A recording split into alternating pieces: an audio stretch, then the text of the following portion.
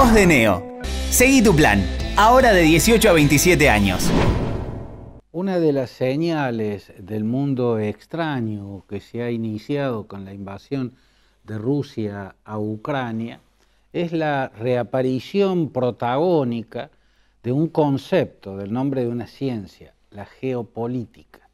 Parecía haber quedado erradicada la geopolítica, por lo menos de roles protagónicos, después de lo que fueron las dos guerras mundiales en el siglo XX.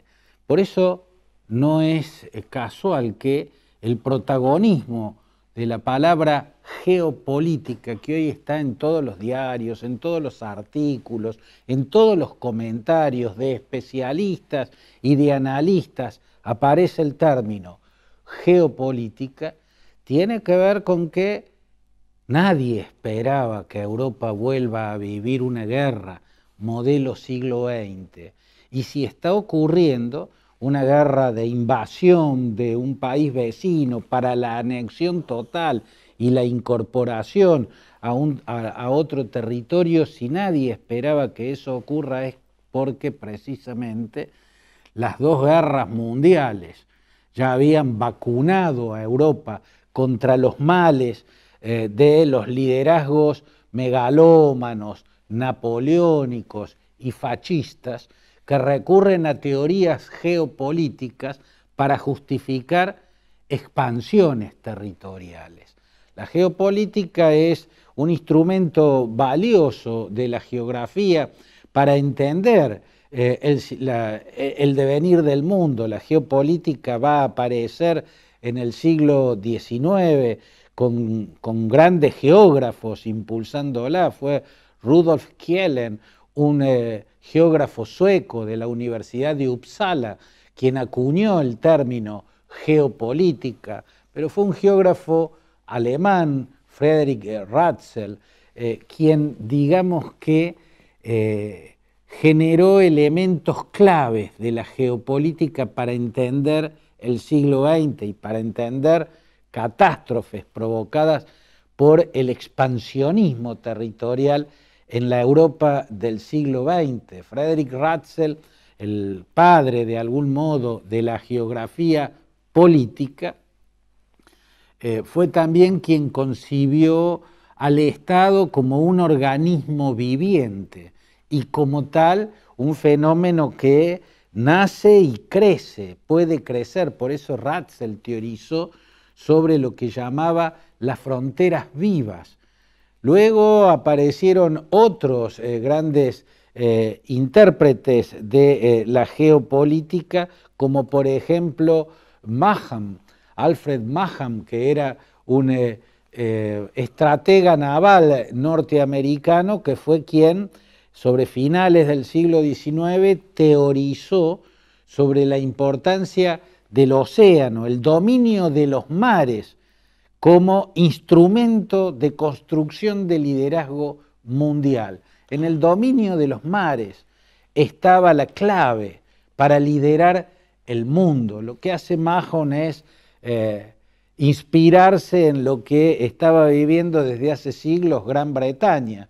El carácter insular de Gran Bretaña la convierte naturalmente en una potencia naval y luego en un imperio de ultramar, porque también Gran Bretaña vivió, Inglaterra en particular, la revolución industrial que la hizo necesitar cantidades de insumo muy importantes, y por eso llegó a ser el imperio en el que nunca se ponía el sol. Entonces, este geógrafo norteamericano, Alfred Maugham, teoriza sobre cómo era el dominio de los mares, el instrumento para dominar el mundo. Pero luego apareció, casi refutándolo, Mackinder. Halford Mackinder era un geógrafo británico que planteó casi las antípodas, ¿no? Planteó que la clave para dominar el mundo estaba en la conquista de lo que él llamó el Heartland, ¿no? El corazón territorial del mundo. Señaló a Eurasia como la mayor masa territorial que existe en el planeta. La isla mundo la llamó. Por lo tanto, la clave del liderazgo mundial ya no pasaba por los mares que había señalado Mahan, inspirando incluso o impulsando incluso la visión que llevó a Estados Unidos a construir un poderío naval formidable y a librar la guerra contra España, en la que le arrebató Cuba, Puerto Rico y Filipinas, el punto en el cual España dejó de ser una potencia de ultramar y pasó a serlo Estados Unidos, ¿no? Esa visión fue reemplazada ya en la segunda y tercera década del siglo XX por la visión de Mackinder, ¿no? Que establece que en el control del Heartland, ¿no? El corazón territorial del mundo, la isla mundo, como la llamó, estaba la clave del liderazgo mundial. Por eso, antes de que exista esa teoría, por simple instinto, Napoleón se aventuró a la conquista del Heartland euroasiático, o sea, la conquista de Rusia, el país que es Europa y que también es Asia. Por eso Hitler, ya con esas teorías en vigencia, se aventuró a lo mismo, a la conquista del Heartland, ¿no? de la isla mundo que es Eurasia. Y por eso los ultranacionalistas rusos generaron teóricos geopolíticos como por ejemplo Alexander Dugin, que desde mi punto de vista y desde el de muchos analistas es quien más gravitación tiene sobre la cabeza del presidente de Rusia. Alexander Dugin va a crear la cuarta teoría política, así la llamo, y el euroasianismo como visión geopolítica clave.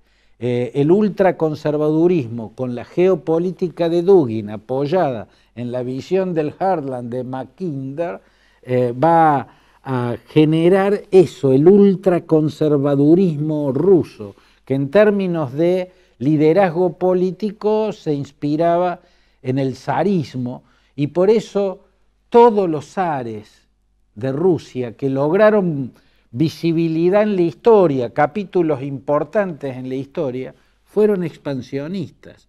Desde los primeros zares, los padres fundadores del Estado ruso, en el siglo XV, Iván III Vasilievich, que empezó con la guerra del Novgorod y terminó al cabo de su vida habiendo cuadruplicado el territorio que gobernaba, que por entonces se llamaba el Gran Ducado de Moscovia, y luego su nieto, Iván IV Vasilievich, o Iván el Terrible, que continuó con la tarea expansionista de su abuelo. Sentarse en el trono del Imperio ruso era fomentar la expansión territorial. Por eso Iván IV empezó con la conquista de los kanatos de Kazán y Astracán, y al cabo de su vida el Gran Ducado de Moscovia llegaba hasta el mar Caspio en el sur, hasta los montes Urales en el este y hasta las aguas del mar Báltico en el norte. Y los otros grandes zares en la historia son Pedro el Grande, Catalina II,